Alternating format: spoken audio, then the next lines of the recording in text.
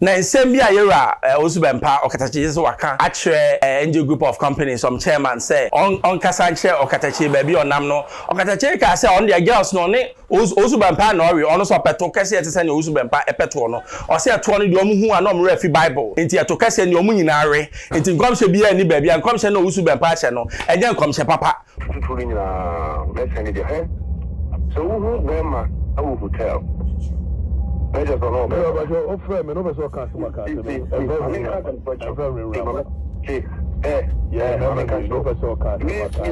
brother, I will give me cheap tray. What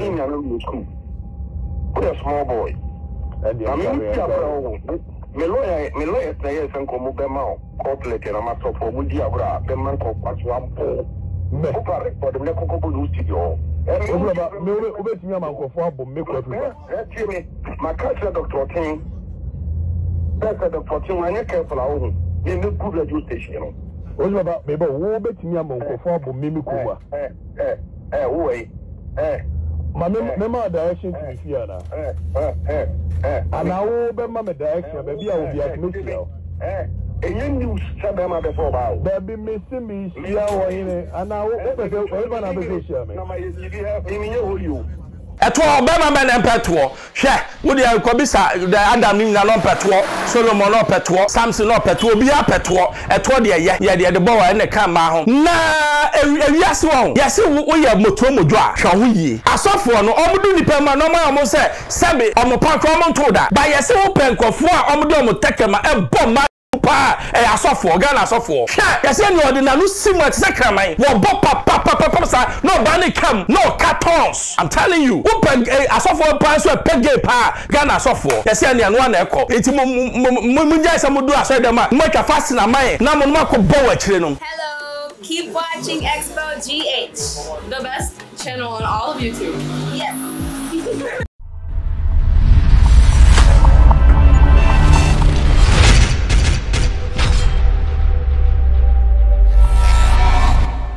Hello, I Xposed GH from Bempah. Subscribe mommy baby I will be am in interest case amount. Since last week yera osu Bempah on Okatakyie has been back and forth. Na nsem bia yera osu Bempah Okatakyie so waka achre NG group of companies some chairman say on kasa nche Okatakyie ba bi onam no Okatakyie ka say on the girls no ne osu Bempah na ori ono so peto kase etese na osu Bempah epeto no o say eto no de omu hu ana omu refi bible enti eto kase ne omu nyina are enti nkomhye bia ni ba bia nkomhye na osu Bempah che no enye nkomhye papa wakeka we na kire no back door yero osu Bempah ekokeka bi kire na yenkwo sa video nimra. Exactly so. Now, I know my main first one in court a year or so for Usu Bempah. I'm up for Bekwe, Mona Muni Pano. Mon country so for Usu Bempah, make every family more fire. Ensure be famino. Bet me on Munshoni Nina, woman, Yaman, and Tinshu Nanamu. Catcher and pain. Reggie, more microphones, so no, more fire. More fire. Let be outside on a pabe Jina Hana. Oh, yeah, near my Basabasa. Cool. Momo nim kuadwuma no nim kuadwuma no mo sori a abroso a 3 days bia mo testing enhwehwem why yes o je boso mi akatua na no we ko kam so ya ka ne nkrofo de ne wo akire na me ka Osu Bempah de wa nim ada na we de ne so ya gina be ka de wa ni obi abeka de na begine de a obi a so de tie no o pese e be ka wo de ni wa na wa de wo de ni exactly mo fa you anim se me de hwe nim freedom and you don't kwaso kura maka of anso ho na de wo mu nie osofo Osu Bempah frɛ Kwadwo Dixon sɛ won na ye general manager na wo ma me eye ultimatum sɛ me kwa afrifa ensɛm a me ka fa ne ho no sɛ ma ntwe ansan dia ɛne wo de me be kɔ court na me yes na do obi be kɔ court no ne kan be bɔ amane Onyantem. One year was in one afraid and almost a child so soon afraid. Nam so child so you could not come in. No, now why you know about me, Jose? opemasem na abrantie bi a wo hye ne yere kitchen wa abrochire ni ade no said the messi ni abrantie ma deal with him no ani opemnua na msi you na wo ye no no sa ba cha so osu ye so wo call enkranza no for kopre eye empinyasa eti wo ye wo say wo kɔ no wo kɔ pre ana be ka kire nkranza no ofofo se na wo ba nkran no kura no forest e wa ha ye kakra bi woni se adwon ba ye no mo be chema wo mo forever eti nkranza no mo ma ne kwa ma ne bedi ani modia anya mo nsa ase no wo hene ba bi otie nyina wo be fa wo nyina forever onya ba bi enti cha so su dia na me ka kire ana ama na menua no opema asem ana me se no kura me ka kire ne bi woni magai woni ma ya ka ne me nyaka asa me ho precisely more fire eticha so usu na yeso ye sofo usu bempa ho anu waba me no ekwadwo Dixon ho no se ekwadwo Dixon kan kire me se sofo usu bempa eso ne kasa se ye ni wana wo mo ni nkomo ndwe ekwadwo Dixon asem ni wo boa me boa sa pepepe na ekwadwo se sofo usu bempa se ene ye ma woni se so wanya ya court na me kwa na me sofo wada Roma court de me kwa Afrifa ye fa nwura exactly obia ni wo odi ko fire ko more fire if asem bia ni wa meka me ni o party na o party abati o na sumu jiji on say de me ka ya me ka kakra na me de so ha ana me de so ho na ayi mother ayi na yire mother mo nchia na no pe ma me wa echia o mother echia so for na mu kra so for na me chia no na ye ni ade no black car no aba ye ayi Westlands police station na chiri ho anajo 11 ya ni nyina ye be mamamfo ga na obi a jimi kuri 4 years ago nwunwa wo ba ye wo kasa obeka ye kura no recording da ho 4 years more precisely wo pese mamfo ne tia beti more fire media me mpa nwunwa dabi me no se oni mi a media na krokro no adede no so pese opam hufo beto ne be wo beto be ma sa pepepe ehufo wo pam me Okatakyie dabi beto ne be ma more fire Kofi da me ka dia se sanity o hene edimun kan che sofo osu bempa se ye kan ya kan wi sa pepepe why opa o de din na opa ye din na nkɔ ne se de kakaduru enwura ne ho nkɔ ne famisa we ye di suru isane ana bibia no wa makan bibia ne ho more fire bibia no wa makan nya bibia ne ho oh na wo ma ho kwan dia ene one na free asoko hwaba ai Okatakyie de wo se wa on the bad boy eto de ope eto obema be na peto hwe wo de kobisa Adam ni na no peto Solomon no peto Samson no peto obi a peto eto de ye de bo wa na kan ma ho na ewiase wo yase wo ye moto modwo a hwa ho yie asofo no omudu nipa ma no ma mo se sabe omopa ko mo ntoda ba yese wo penkofo a omudu omotekema e bom ma twabu pa asofo ga na asofo hwa yese ni ordinary simu atse kraman wo bo papa sa no ba ne kam no cartons I'm telling you wo pen asofo pa so pege pa ga na asofo yese ni anu na ekọ enti mo nja isa mo do aso dem a mo twa fast na man na mo ma ko bo wa kire no na asam ni bae no me come be sure but say yakupon o try say ube di nyame ebe ye nyama bi ogu ani mase Okatakyie asam biem o say ye wo wusu Bempah frɛ no audio crowd ho na o threaten na Okatakyie ne se wa hwe obeku no o say Okatakyie ne say wo no de onye holy saa o so for no ka o me boa e ko tiemra so yira ne mi free so obi am fata channel minority bia me ade kwamba forever na yebebo ni audio ni sisi ya na ofra ye no me di buo bi man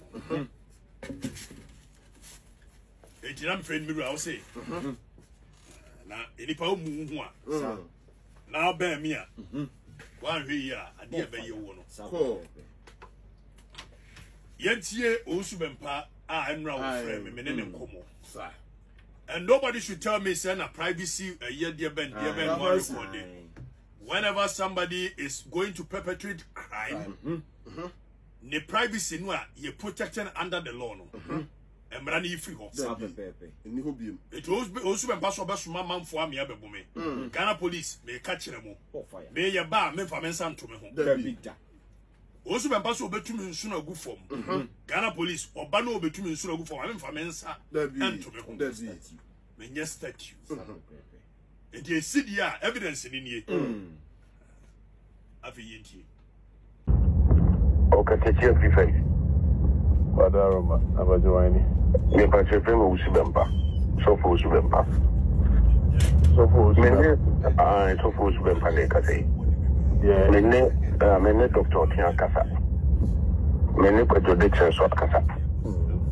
Tomati se so so ne me kopa mana yi abri hotel there bi se so me naked videos fra Pabra Bonte. I'm assuming send also the I'm assuming what pa on fama na wa re. Yo bi awetimi opekọ bi awetimi otwa bi abra. Tio. There be out to na let's send it here. Okay, so Osu Bempah na Osu Bempah wo ye nyansani a enti ye ka kire o se sa ko wo tututuo no enti enka bibi nkire wadwene there's obi a wo modam de won tututuo ampa nsutio me petuo asem when I see Ghana I'm happy tututuo me ya trigger happy aha so obi ka kire o se akwa no petuo tutuo it does not tell you anything. Me makacham se mu wiase am Olivia too boring mame freedom say ne can't no an can be about this anke chia fonko so ye kokon klem na me twam krofoti me te chariot so infantry battalion na ka me twa muti sa ave yengo so nti me wo pa on fama na wa re yo bi awetimi opekọ bi awetimi otwa bi abra. Tio. There be out to na let's send it here.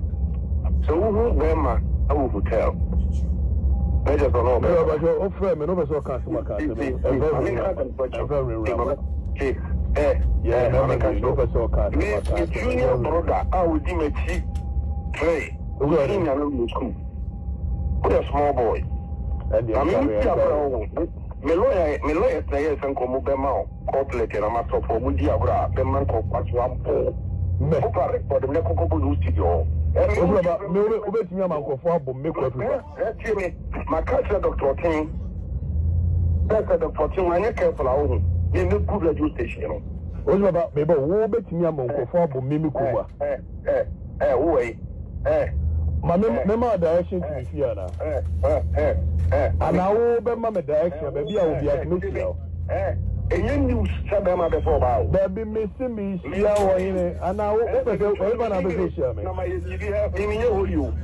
Me nka jo se mi holy. Oh, we are na nko. Na ni pa no ase abobo adam na sofo otimi ka se me nye holy o. Wonye holy. Wajitum sofo a wajitum se enye news se me ma before ba. Na nim se nya news dey dey tu ya tokwa me bia he mo na mo de niam bia katamoni a mo wi agas ni krom ha na mo de nyamesoma katamoni ana me pierce the veil of a year bone no amodi se mo nyina mo wi agas fo no sanity ne nyina ya wi bidia ada na wo no se bi atue wo kena obi sore no ose me wura kwa kutia wi agas ni news no de wa wale bebre eti news no de mo kam no kore Meme tia na be kase yezika de chie wi agas fo na kam ko wen kokon mponche na ni nwan bisabi na momo di nyamesum katamani ana nyame se no wanyesi nyame nso wo modam na wo kan sem basa ana ya toto anu aba be nwura me kwa fifa se wo Osu Bempah se de be ya enu abe se confirm friend otie nyabutie na yentie wo die otie Osu Bempah obeba ave yentie enkomo no yentie dabi o jari ma minyima dwuma nyabutie nyabre ni wo why jari nyabutie mini ba bia mebo asia mo okina omo tadua no ye bebo bia si no okina ya to aso why anti nyabutie mini ba bia mebo asia why da extra baby a wo bia committee enye news sabe ma before ba. Baby me see me sia wo yin ana wo pese o na be sia me. Na ma ye bi ha mi nye holy o. Me nka jo se mi holy. Oh, we are na nkomo no ti san ko be bia me say wo ye be ma wo frɛ me o ti teme. Ana me ti me sia wa na obesia me mu die. Okay, check baby up. Tell me, baby. Let me show you. Oh, maybe now my yes, circle, and maybe to what and Jupa. Oh, I find we said that we will eat that one. And if I'm not pretty here, I won't fix the machine. Maybe we'll struggle for what I eat. Oh, you're not correct. But I'm channel. You're making your winning young count. Oh, anyway, now you're bad while you're got your boy. Huh? If they're going to be sure, you have him in your holy. Naming countries in your holy. Oh, rather than come on to send them before about. There be missing me, and now open the application. You have him in your holy. Naming countries in your holy. Oh, rather than come on to send a comment there, Mr. Where Bempah, what friend, most of them. And I'm to mean, one now, this year, I mean, would you? Okay, tell me, tell me, baby. Let me show you. Oh, maybe now my yes, circle, and maybe to what and Jupa. Oh, I find we said that we will eat that one. And if I'm not pretty here, I won't fix the machine. Maybe we'll struggle for what I eat. Oh, you're not correct. But I'm channel. You're making your me, and now open the application. You have him in your holy. Make your shoes from which mamma. We are quite your mammy for 1 million. I must do good for you. Remember, run, and I'm to cut out some Bempah. Would you have got your man, Dr. Children?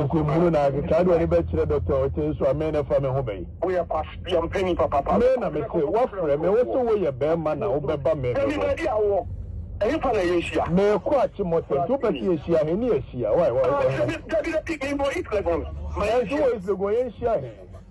If I need you, I know the whole water. My own house in 2 Kaya, and the no growing. I don't know what person about war, no person would see no fear, may over war. One episode about war. It's all about war, dear. Mr. Million shows. I think now in a Casana video, I'm out from the beginning. I was shout. All recorded to group and say, oh, my beginning, I may shout it. Maybe I mean, slow, Bempah. Ozu, Bempah. I'll go for my book. I said it's my terminal. Bempah will be an over to your bomb, Bempah, a customer. Now, what frame us up a son in Mekasa? Every running from the castle. I will be now, yeah. And I'm not my castle. What do you mean?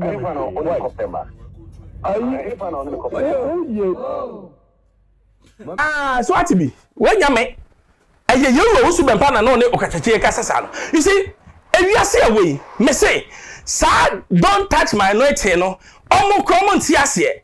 Who told you, sir, by virtue of clerical, you are anointed man of God? Who told you, sir, by virtue of some fake prophecy, you are what? Anointed man of God? Who told you, sir, you standing in front of people and preaching, you are anointed man of God? You are not. Social Bible man David, no, no, you're free. No, the dejected boy. It's the papa cry kind of no kind maho, but no the anointed guy of God. And then me ya, and David ya ne kotina nwurama, ko bi kra ne nkasa. It's by virtue of adumbi. Now when you penny imagine who preaching, don't go and start say you are anointed man. Look at the way you Bempah is talking, such impunity. Sabia na ko ye kujira academy e che wo no, and you see ewiase won me say wo ye bone na wantimi ehu se ade na me ye na bone a nyame kro ofa ncha oda de bia me say ye wo Bempah no ko jira so dem and MPP ani ade no wan ka se ade na me ye na enye iti asori for mamusu mu nko ebi sia enti woni o sa ka se o say me ba ofie me ma boys abebo is this one to Christianity we say Christianity. I wonder. Maybe I make say I didn't from a Christopher because no musu any of buy to say Christo. Na and now so for my bay or musu buy an ex Christo ana. A bobra, I'm more jealousy. I be more insane. I be more a country. I know who you're so when you're Christo Subine. When you're Christo Subine. Now me make a prophecy say. Afiwe. Nyame begun ko for anymore say. I am telling you. Nyame be ma ye so nyame. Sa fake prophecies na modernam and economy ninti mo kekaniam. Me say we force ye begu manim ase. Ye begu manim ase am mo say Nyankopon ho. Wo say to bia mo edi. Ai nyame wakra ye ho or the cloud akata ye ho to bia ho. Ye wini abana hands down. So say na me hands down. Because and get to trust them asem we if you suffer mu ba. Say we ya mema ikofo abon. Hey, na sana Bible nim yes we this over here. Even at the point of death, or say Father forgive them. Sa suba ni ebi wo ya papa also Bempah bo ana. Say at the point of death, or say Father forgive them. O say sebe nkofo at what unti Nyankopon what me ma Nyankopon adane verdict. What are you talking about? Take time. Me say this time God is going for boot and I'm also going to boot for boot. Okay, tell say who was say o ba be fe so. Sometimes me can say asofo no mri nya ni ehu ubewu ewiaso bia bewu. Was obi abewu. It would about be fe so. Na say me di akire. Because I won't hear me. Because sabe, said you to me say papa bi sanu wo moja. Na bibi nti wo say nyame atusu no no. Emu oyerem. I expose you FM Bembros. O subscribe mami. Etum penance aka manwasi.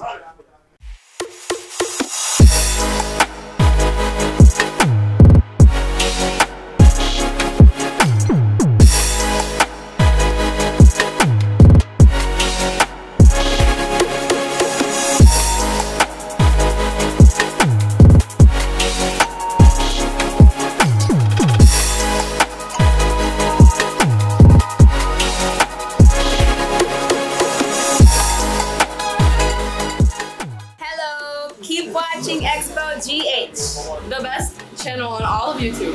Yes.